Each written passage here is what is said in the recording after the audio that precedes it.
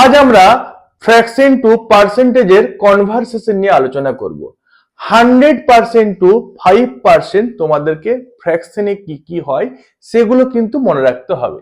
যেমন 100% সমান 1/1 মানে 1, 50% ফ্র্যাকশনে হচ্ছে হাফ, 33.33% ফ্র্যাকশনে 1/3।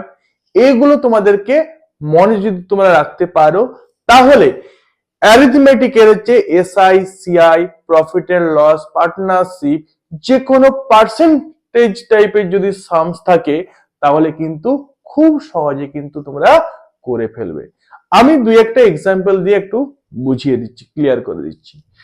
যেমন দেখো, ধরো 25% ফ্র্যাকশনে কত হবে বাবা? 1/4।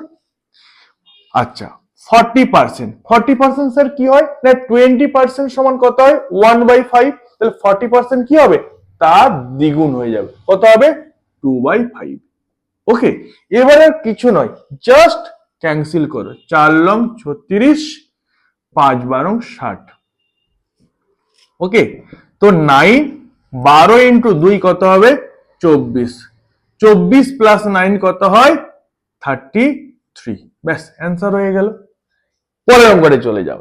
এই যে 14 পূর্ণ কত আছে? 2/7%। তার মানে কত হবে বলো? 14 পূর্ণ 2/7 মানে কত? নিচে 7 আছে, তাহলে কত পার্সেন্ট হবে বলো তো? বলতে পারবে? 14 পূর্ণ 2/7 চলে যাও এখানে। 14 পূর্ণ 2/7 কোথায় আছে? কোথায় আছে? এইখানে দাঁড়াও।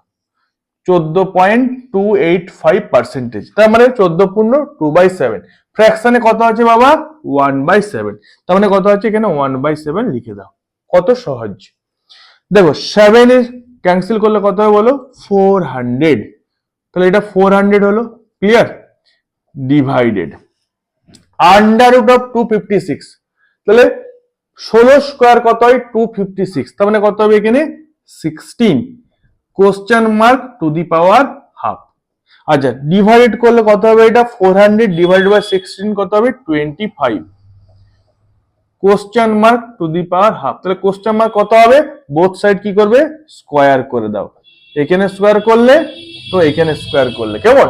2 2 কেটে গেল, তাহলে স্কোয়ার 25 স্কোয়ার কত হবে? 625। রেজাল্ট কত হবে বাবা? 6